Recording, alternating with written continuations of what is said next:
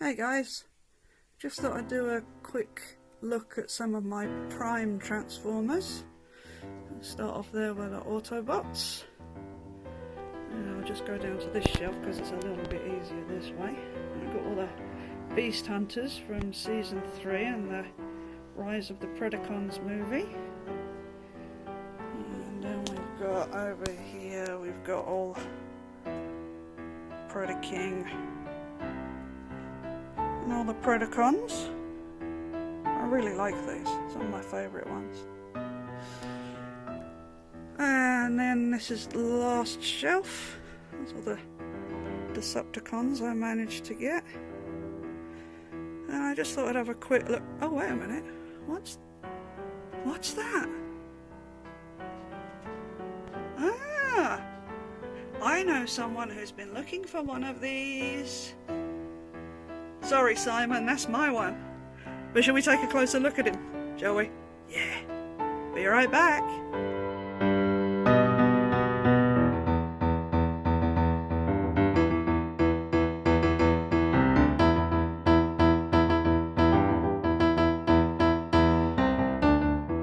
Alright, so here we are with a close-up of Transformers Prime Breakdown. Now, Simon asked me to do a quick review of this one, I think mainly because he's really jealous. I'm not jealous. Sorry, Simon, I'm only having a laugh with you, you know that. Anyway, here we are. Now, for some reason, known only to Primus and the folks at Hasbro, this breakdown was never released outside of Japan. I was lucky I managed to get hold of one of these for a fairly decent price around about 2012, 2013. But I know they're like gold dust now for, yeah, just because they didn't get released over here. I don't think they were released in America either, which is odd because usually when we don't get something, the Americans do. But anyway, let's have a closer look then. So, let's bring him forward a little bit. Let's have a look at this face. There's a face only a mother could love. Oh no, that's it. It is a nice head. It is a nice head sculpt. I can't speak today. Yeah, it's nice, and I like that they kept the original sort of reddy orangey colour from the G1 breakdown. I do quite like that. So there we go. Have a little look down the body.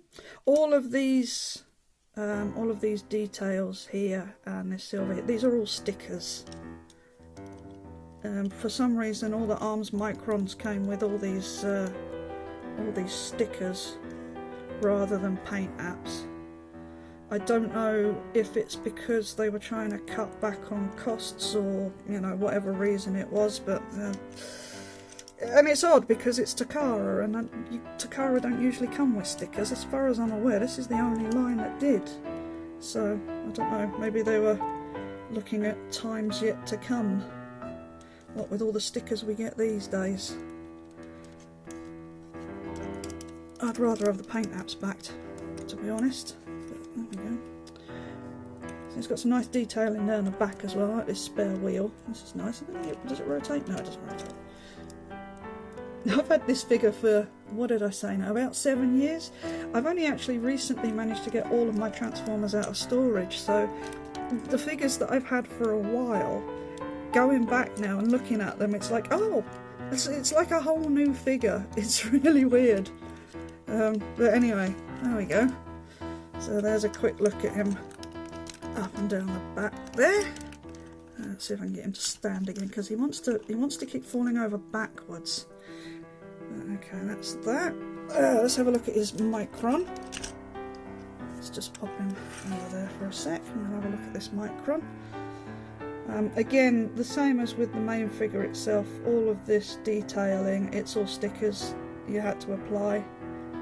I mean, they look nice, they're nice and shiny, you know, they're decent stickers, they're not cheap ones. But again, really would have preferred the paint apps on these. And then there's this, I can't remember what they were calling this, an Energon Crystal, I think it was. So you can see there's a little Decepticon logo in there. Now, if you don't have any of the Takara products, just like the main figure itself, the arms micron does transform. So we'll do that quickly. So just pop the head out there, flip that bit up so it's got a little tail, feet down,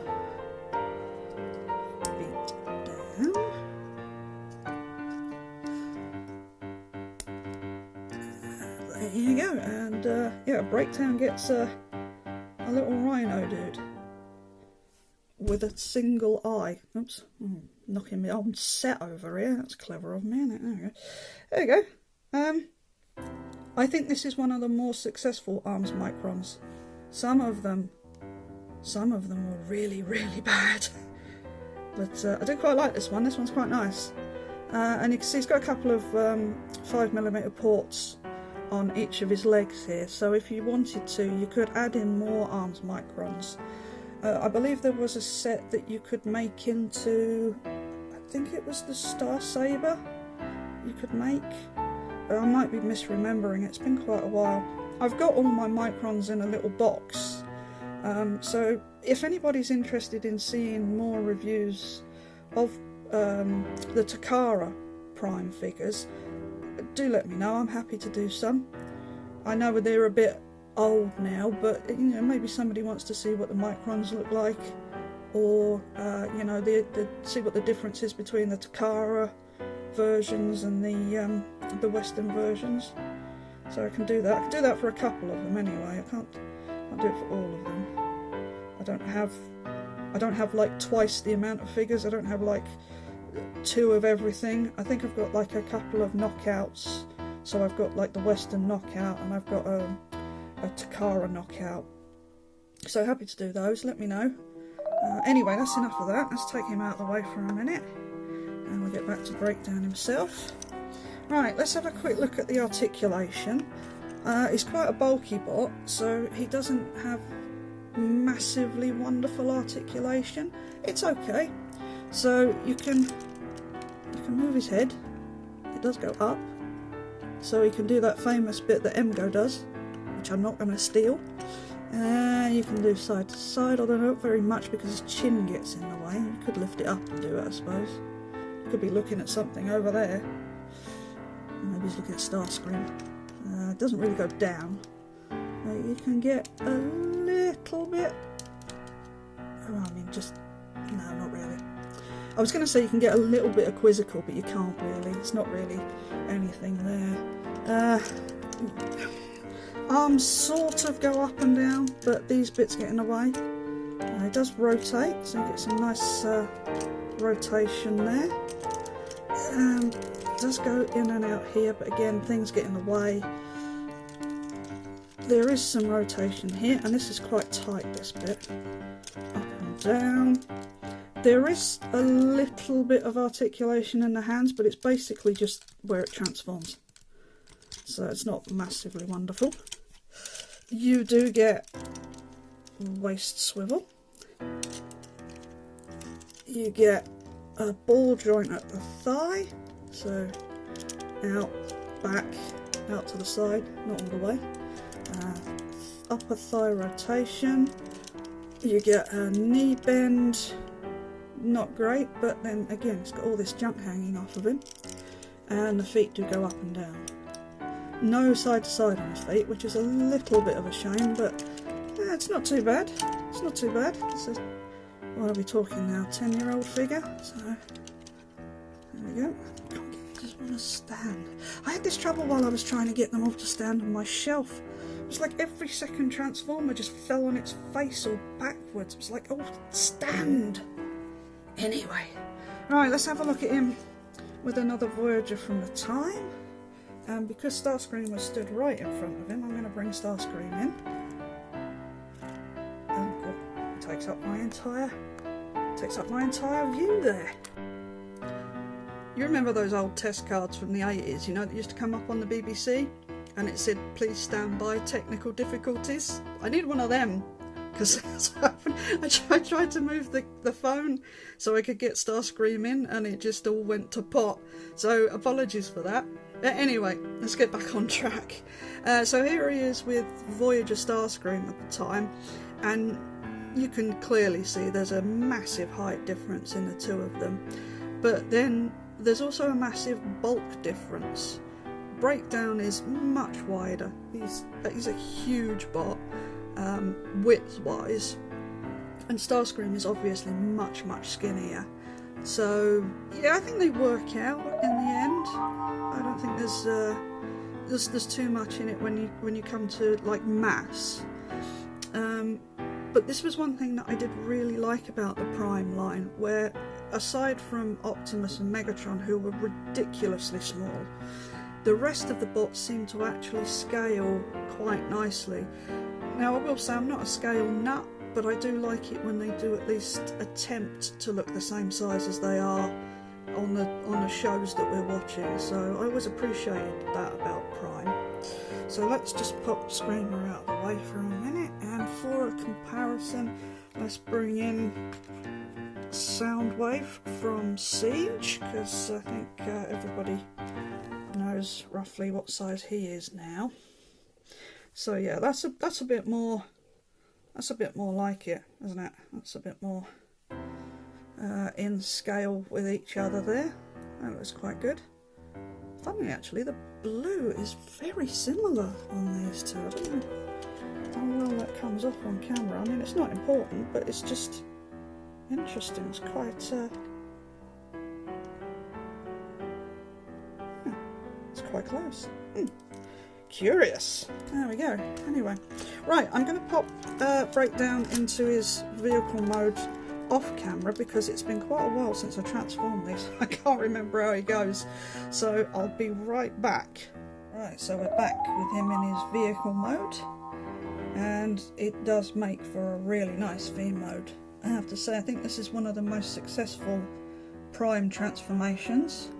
Well, sorry, I wouldn't say successful. They're all pretty good in their own way, but I think this one, because he's so bulky, you can just hide away almost everything, and it comes out to a really nice vehicle mode. Right, I've got those two bits. There we go. So there it is, and you will notice, of course, that there are more 5mm ports scattered around on this one, with it being a Takara one. So they loved having those ports everywhere on their Prime figures. I suppose it was for the arms microns, but I don't put them on there. I think they look a bit daft.